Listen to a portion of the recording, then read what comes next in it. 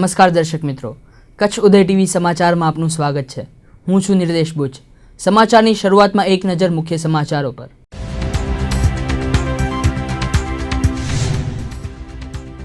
ભચાઉના ઘરાણા નજીક ટ્રકની ટક્કરે બાઇક સવાર દંપતીની જીવનયાત્રા પર મૂક્યું પૂર્ણ વિરામ। દંપતીના મોતથી ભચાઉ બન્યું શોકમય। 5 ડિગ્રી સાથે નલિયા રાજ્યનું કોલ્ડેસ્ટ સિટી। કંડલામાં પારો સિંગલ ડિજિટમાં। રાજ્યભરમાં ફરી વળી કાતિલ શીતલહેર। રાજ્યના 9 શહેરોમાં પારો સિંગલ ડિજિટ પર। કચ્છના 5 તાલુકાઓની પ્રાથમિક શાળાઓને 259 શિક્ષકોની મળી ભેટ। ભુજમાં શિક્ષકોની સ્થળ પસંદગી માટે યોજાયો કેમ્પ। ડિસેમ્બર અંત સુધીમાં 6 થી 8ના 568 શિક્ષકો મળશે। ભુજમાં ભર શિયાળે પાણીની મોકાણ। પ્રમુખ સ્વામી નગરની મહિલાઓનો મોરચો પાલિકામાં। મહિને એકવાર ટેન્કરથી મળે છે પાણી। સંજોગ નગરમાં 1 મહિનાથી દૂષિત પાણી મળે છે। ધોરડોના સફેદ રણમાં બીએસએફે યોજ્યો વિશિષ્ટ કેમલ શો। ઊંટોના હેરત અંગેજ કરતબ જોઈ પ્રવાસીઓ અભિભૂત। ભચાઉના ઘરાણા નજીક સર્જાયેલી એક દુર્ઘટનામાં એક દંપતીની જીવનયાત્રા પર અકાળે પૂર્ણ વિરામ મુકાઈ ગયું છે। આજે બપોરે આ કરુણાંતિકા સર્જાઈ હતી। ઘરાણામાં રહેતા કાનજીભાઈ ગામોટ અને તેમના પત્ની ઉર્મિલાબેન મોટરસાયકલ પર ઘરાણાથી સામખિયાળી આવી રહ્યા હતા।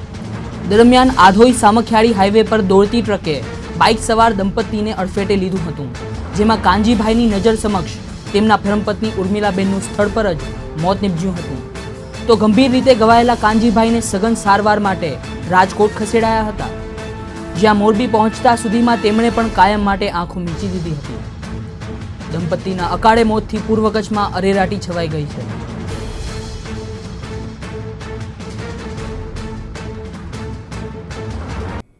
હિમાચલની હિમવર્ષાના કારણે કચ્છ સહિત સમગ્ર ગુજરાત કોલ્ડ વેવના કાતિલ સકંજામાં સપડાઈ ગયું છે। કચ્છનું નલિયા આજે 5 ડિગ્રી સેલ્સિયસ લઘુત્તમ તાપમાન સાથે સમગ્ર કચ્છમાં સૌથી ઠંડુ સેન્ટર બની રહ્યું છે। રવિવારની તુલનાએ નલિયામાં પારો 3.5 ડિગ્રી નીચે ઉતર્યો છે, તો જિલ્લા મથક ભુજમાં 10.4 ડિગ્રી, કંડલા પોર્ટ ખાતે 11 ડિગ્રી અને કંડલા એરપોર્ટ ગળપાદર ખાતે 9 ડિગ્રી સેલ્સિયસ લઘુત્તમ તાપમાન નોંધાયું છે। દિવસનું તાપમાન પણ 30 ડિગ્રીથી નીચે ઉતરતા લોકો દિવસે પણ કડકડતી ટાઢ અનુભવી રહ્યા છે। કચ્છ સહિત સમગ્ર રાજ્યમાં કોલ્ડ વેવ ફરી વળ્યું છે। કચ્છના નલિયા અને કંડલા એરપોર્ટ સહિત રાજ્યના કુલ 9 શહેરોમાં પારો સિંગલ ડિજિટ પર ઉતર્યો છે, જે એક વિક્રમ છે। નલિયા બાદ 6 ડિગ્રી સાથે પાટનગર, ગાંધીનગર અને 6.3 ડિગ્રી સાથે મહુવા ઠંડીમાં 3જા ક્રમે રહ્યું છે। એક નજર તાપમાનના આંકડા પર।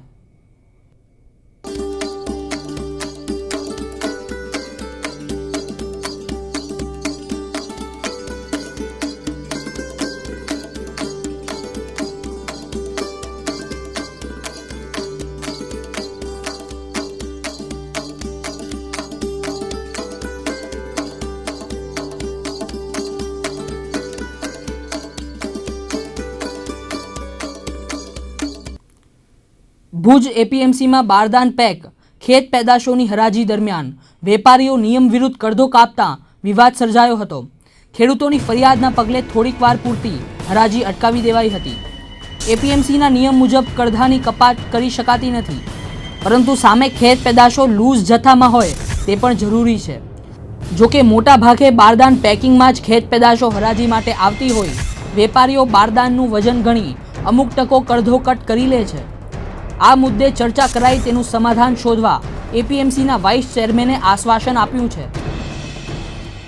અત્યારે જે તમને જે સમાચારો મળ્યા છે એવો કોઈ મડાગાંઠ અહીં છે નહીં, વેપાર સાથે કોઈ નથી। અત્યારે માલ જે વેચાય છે તે બધો બારદાન સહિત વેચાય છે, પેકમાં જ વેચાય છે। એનામાં ક્યાંક કરદાનું પ્રમાણ આવતું હોય તો વેપારીઓ સ્વાભાવિક છે કે એને માલ લેવો હોય તો કરદાનો હોય તો ક્યાંક થોડી કપાત કરતા હોય, પણ કોઈકે ફરિયાદ કરી છે એના હિસાબે એપીએમસીનો નિયમ એવો છે કે ભાઈ કોઈને કરદો કાપવાનો હોય અને કોઈ પણ જાતની કપાત થાય નહીં। તો એના માટે નિયમ એવો છે કે એ માલ લૂઝમાં અને ઢગલો કરીને હોય, જે જોઈ શકાય પરિસ્થિતિમાં હોય તો જ વેપારી એને ખરો ભાવ આપી શકે અને ખરી રીતે જોઈ શકે કે ભાઈ આનામાં શું કેવી રીતનો માલ છે। તો આ માલ માટે અત્યારે ઢગલા કરવા માટે થોડીક મજૂરોની વ્યવસ્થા જોઈએ અને થોડીક માલ બગડે નહીં એના માટેની બધી વ્યવસ્થા જોઈએ. બધી વ્યવસ્થા તંત્ર ઊભું થઈ જાય એટલે આ બધું રૂટિનમાં બધું ચાલુ થઈ જવાનું છે. કોઈ વેપારીઓને કોઈ પણ જાતની કપાત કરવામાં બિલકુલ રસ નથી. કોઈનો કાંઈ એક પૈસા ભર કાંઈ કાપવાનું છે જ નહીં. રવિવારે માંડવી એપીએમસી ખાતે તાલુકા કક્ષાનો રવિ કૃષિ મહોત્સવ યોજવામાં આવ્યો હતો. જો કે કપાસના ટેકાના ભાવ માટે સરકાર સામે લડત ચલાવી રહેલા ખેડૂતોએ મહોત્સવમાં તેમનો આક્રોશ વ્યક્ત કરતા ઉત્તેજના છવાઈ ગઈ હતી. ખાસ કરીને મહિલાઓના ઉગ્ર વિરોધના કારણે થોડીક મિનિટો માટે કાર્યક્રમ બંધ કરી દેવાયો હતો. જો કે માંડવીના ધારાસભ્ય અને રાજ્યમંત્રી તારાચંદ છેડાએ ટેકાના ભાવ માટે ઘટતું કરવાની ખાતરી આપતા કિસાનોનો રોષ હળવો થયો હતો. હાલ કપાસના નીચા ભાવ મુદ્દે ખેડૂતોમાં સરકાર સામે આક્રોશ પ્રવર્તી રહ્યો છે. તે સમયે જ કૃષિ મહોત્સવના આયોજન કરાતા સરકારને ઠેર ઠેર વિરોધનો સામનો કરવો પડી રહ્યો છે. માંડવીના કૃષિ મહોત્સવમાં પણ મોટા ભાગના ખેડૂતો વિરોધ દર્શાવી રવાના થઈ ગયા હતા. કાર્યક્રમમાં વિવિધ સરકારી યોજના અંતર્ગત લાભાર્થી ખેડૂતોને 49 લાખના ચેક વિતરણ કરાયા હતા.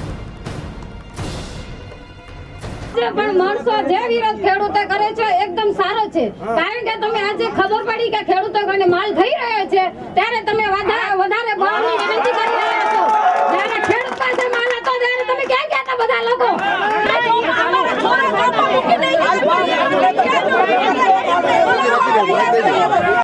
જિલ્લાના મુખ્ય મથક ભુજમાં ફરી એકવાર પાણીની મોકાણ સર્જાઈ છે.